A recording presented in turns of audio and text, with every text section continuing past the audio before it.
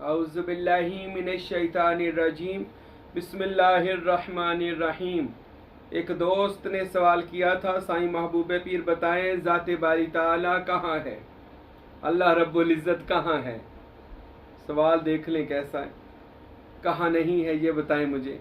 अल्लाह तो हर जगह पे मौजूद है, लेकिन आज हम बात करेंगे अल्लाह ताला की हकीकी ज़ात कहाँ पे मौजूद है, इसके बारे में इंशाल्लाह बात करते हैं। सबसे पहले तो हम अल्लाह का कुरान पढ़ते हैं कि कुरान मजीद इस बारे में क्या इरशाद फरमाता है।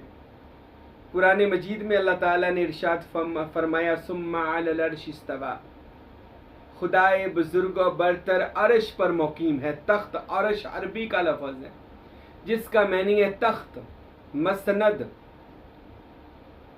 अल्लाह मसनद पर, तख्त पर जलवा फिरोज है। यहाँ पर आरफीन ये कहते हैं कि अगर अल्लाह तख्त पर जलवा फिरोज है, अर्श पर है, तो फिर उसका कोई वजूद का बन जाएगा, क्योंकि बैठने के लिए अर्श पर तो वजूद चाहिए। तो खुदा तो वजूद से पाक है। तो सूफिया फरमाते हैं फिर वो अर्श पर कैसे जलवा फिरोज है। इसके मुतल्लिक हर एक ने अपना अपना कियास बयान कर दिया, लेकिन हम अपने बादशाह आरफों के आरिफ हज़रत सखी सुल्तान बाहू रहमतुल्लाह अलैह और हज़रत फ़कीर नूर मोहम्मद सरवरी कादरी रहमतुल्लाह अलैह आपकी किताबों से और आपके इल्म से, और कुछ इस फ़कीर का अपने मुर्शिद करीम हजूर सुल्तानुल फ़ुक़रा फ़कीर अब्दुल हमीद सरवरी कादरी की बारगाह में बैठा खिदमत की, और कुछ वहाँ से, कुछ नहीं बल्कि बहुत कुछ वहाँ से हासिल किया, और उनके कुछ मुशाहदात तजुर्बात को बयान करते हैं ताकि हमें पता चले कि वह ज़ाते बारी ताला की हकीकत क्या है और वो कहाँ पर मौजूद है। सबसे पहले तो जान लें कि सूफिया औलिया अल्लाह के नज़दीक जहाँ अर्श कहा जाता है, तो अर्श से मुराद खुदा की हुक्मरानी और शहनशाही है, बादशाही है। अल्लाह फरमाते हैं कि मैं अर्श पर हूँ, यानी मैं शहनशाही के मुकाम पर हूँ। हकीकत में खुदाए बुजुर्ग बरतर के अर्श से मुराद वो शहनशाही है, वो बादशाही है जो उसकी जाती है, किसी की अताई नहीं है। शहनशाही यानी उसकी हुकूमत है और वो अपनी शहनशाही पर जलवा फिरोज है, इसलिए इशारा अर्श की तरफ दिया गया। और बाजों के नजदीक अर्श आसमानों के ऊपर है। अब हम अगर देखते हैं कि हम इस जमीन के गोले, जमीन ये छोटा सा कुर्रा खला के अंदर खड़ा है, हम ऊपर को देखते हैं, कहते हैं उधर अर्श है। जो जमीन की दाईं जाने वाले देखते हैं तो उनके लिए उधर अर्श है। जो बाईं जाने वाले जमीन के इस तरफ रहते हैं वो कहते हैं इधर बाईं जानब है, दाईं जानब अर्श है, यानी उनके लिए वो ऊपर ही है। जो जमीन के निचले हिस्से पर लोग रहते हैं वो कहते हैं कि खुदा ऊपर ही है, यानी वो रहते नीचे हैं लेकिन वो कहते हैं ऊपर खुदा है। यानी हर एक ने अपनी अपनी समत को संभाला हुआ है, कोई शर्क में, कोई गरब में, कोई शमाल में, कोई जुनूब में। यहां पर रहकर भी यही हाल है, हर कोई खुदा की ये समते बता रहा है। कोई अर्श का ये बता रहा है ऊपर है, कोई इधर है, कोई उधर है। अगर ऊपर है तो कहां ऊपर है किसी को कोई पता नहीं है। हजूरे पाक साहबे लौलाक मेरे और आपके महबूब जनाबे मोहम्मद मुस्तफ़ा सल्लल्लाहु अलैहि वसल्लम किस अर्शे मुअल्ला पर तशरीफ लेकर गए, ये हजूर जानते हैं या जाने वाला जानता है या बुलाने वाला जानता है। आज तक सब यही बयान करते आ रहे हैं, लेकिन मैंने आपको अर्श की हकीकत बयान कर दी है।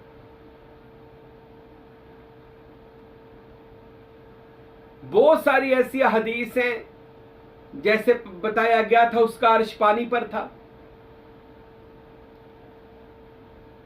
कहीं बताया गया था उसका अर्श हवा पर था। यानी जहां जहां ये मिसालें दी गई हैं उसकी वहां वहां पे शहनशाही और बादशाही है। वो बिल्कुल सही है तर्जुमा। सही है, यानी हदीसें भी बिल्कुल हक है।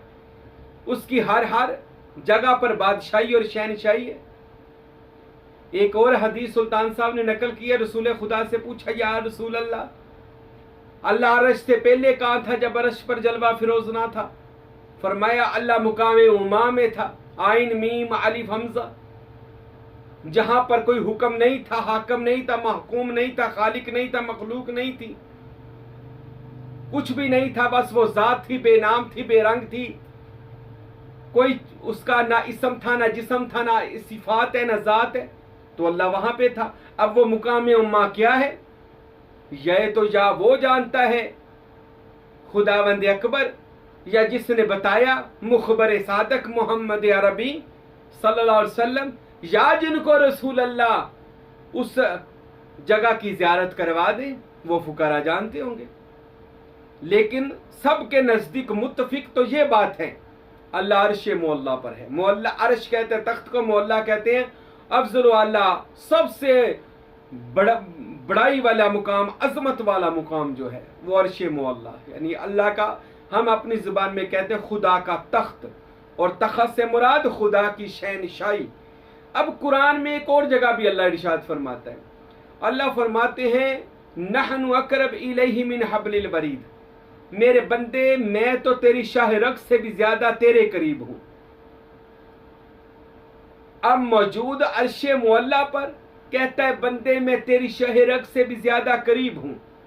यानी अगर बंदा अपनी हवाए नफसानी को खत्म करे और खुदा की तरफ अपना रुख मोड़ दे, तो अल्लाह फरमाते हैं, बंदे मैं तेरी शाह रग से भी ज्यादा करीब होकर तुझे अपनी कुर्बत खास अता करूंगा। है वो हर जगह पर है, ये भी याद रखें। अगर वो फरमाए मैं अर्श पर हूं, तो वसिया कुर्सीयुहु समावाति वल अर्द, उसकी तो कुर्सी ने जमीन और आसमान को, इल्म ने जमीन और आसमान को अपने हाथे में लिया हुआ है, कोई चीज उससे पोशीदा नहीं है। हर जगह पर वो अपनी जातो सिफात के साथ मौजूद है। लेकिन फिर कुरान बोला, वफी अनफुसिकुम अफला तुबसिरून, मैं तो तुम्हारे नफूस के अंदर हूं, क्या तुम मुझे देख नहीं रहे? अब खुदा बंदे की जान के अंदर है, नफूस। वफी अनफुसिकुम, मैं तुम्हारे नफूस के अंदर हूं, और अफला तुबसिरून, मुझे देखते क्यों नहीं हो? ये भी अल्लाह फरमाता है। अब अल्लाह को देखने का हुक्म भी अल्लाह ने दिया। ये लोग कहते हैं अल्लाह को देख नहीं सकते, तो खुदा क्यों फरमाएगा क्या तुम मुझे देखते नहीं हो? अल्लाह जब लतीफ़ा नफ्स मर जाता है और उस पर मिसाली इंसान बनता है, वो खुदा के अमर से आपके बिगड़े काम बनाना शुरू करता है।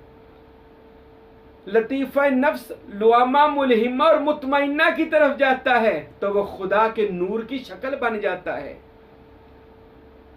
बहुत लोगों को फिर यहीं पर खुदा का दीदार हुआ, पर उसकी शान के मुताबिक,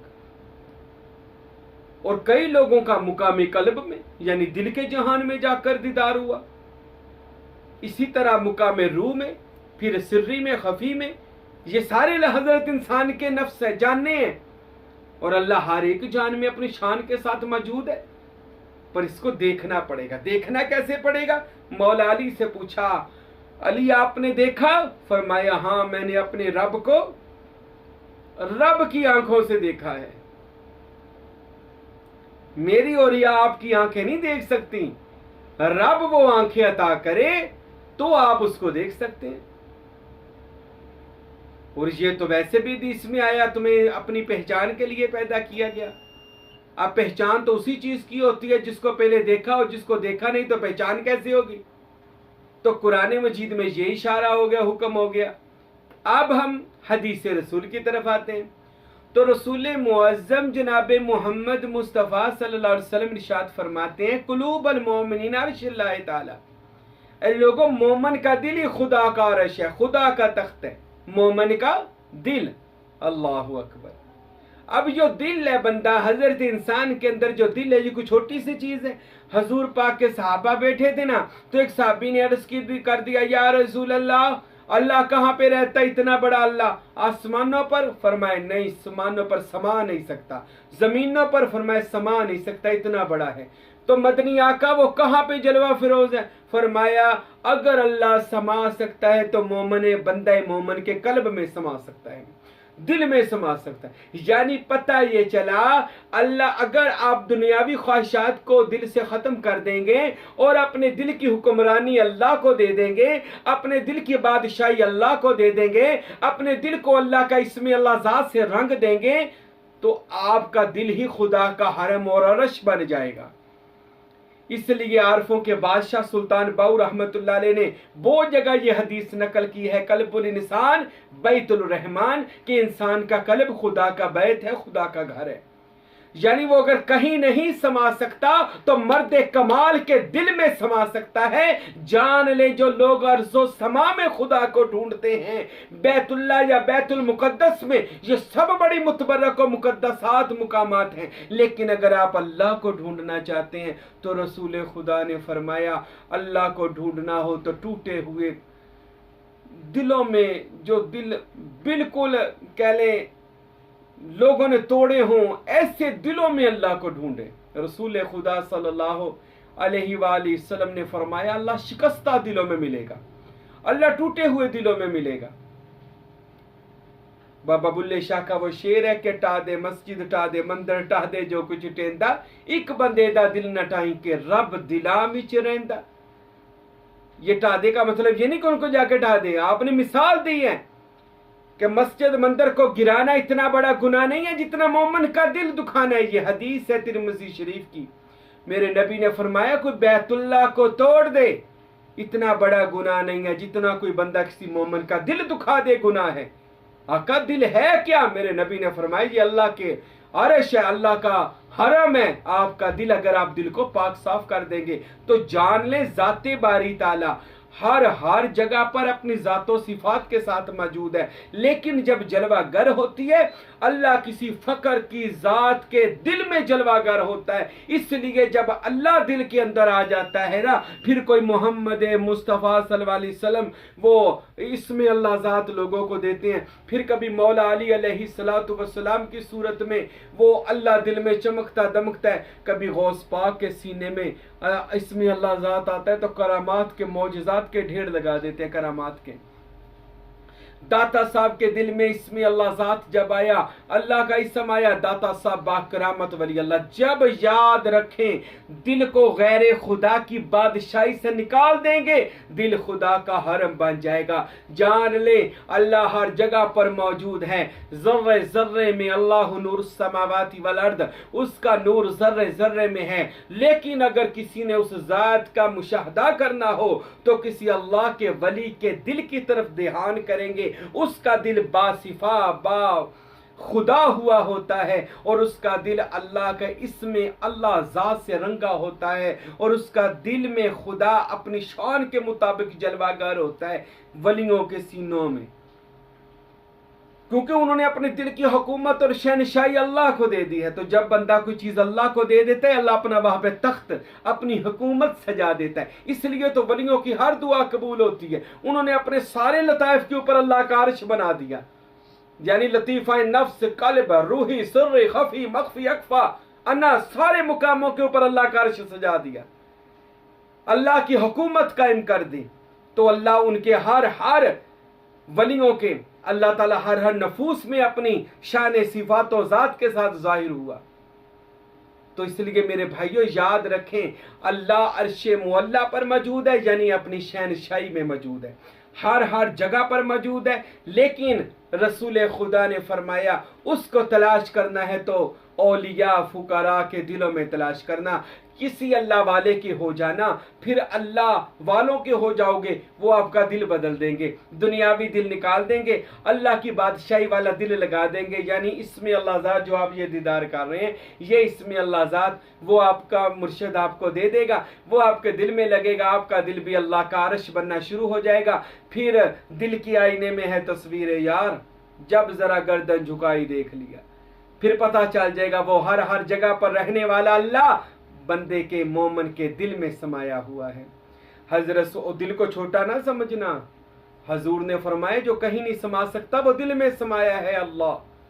तो सुल्तान बाहू फरमाते हैं दिल दरिया समुद्रों डूंगे कौन दिला दिया जाने हूँ, विचे बेड़े विचे झेड़े विचे बज मोहाने हूँ, 14 तबक दिले दे अंदर तंबू वांगू ताने हूँ, फाजल सुट फजीलत बैठे या हजरत बाहू, ते जद दिल लगे ठिकाने हूँ, जद दिल लगे ठिकाने हूँ। जब दिल खुदा का अर्श बना लेंगे ना, दुनिया को दिल से निकाल कर बाहर फेंक देंगे। सुल्तान साहब फरमाते हैं अल्लाह अल्लाह मासी वाला सब हवस है, सबको बाहर फेंक दे दिल से, इंशाअल्लाह आपका दिल अर्शे मुअल्ला बनेगा और आपको आपके घर में ही अल्लाह नजर आ जाएगा। घर में नहीं, दिल में अल्लाह का सिफाती जाती जैसा भी वो चाहेगा अपना जलवा आपको दिखा देगा। तो मेरे भाइयों मेरे दोस्तों, हर बंदे की कदर किया करें, हर वली औलिया का एहतराम किया करें। पता नहीं किसके मन में खुदा बसता है, किसके दिल में खुदा बसता है, किसी को बुरा भला मत कहा करें। औलिया अल्लाह से इस चीज़ को हासिल करें कि वो ज़ाते बारी ताला जो हर जगह पर मौजूद है, लेकिन शान बेनियाजी वो फ़कीर सूफिया औलिया के कुलूब में, इसमें अल्लाह ज़ात के साथ हाजिर और नाजर रहता है। फुकरा के कुलूब के अंदर वो ज़ात हाजिर और नाजर रहती है। अल्लाह ताला हम सब को अपने दिलों को अल्लाह का इसम बनाने की तौफीक अता फरमाए। वमा अलैना इल्लल बलागुल मुबीन।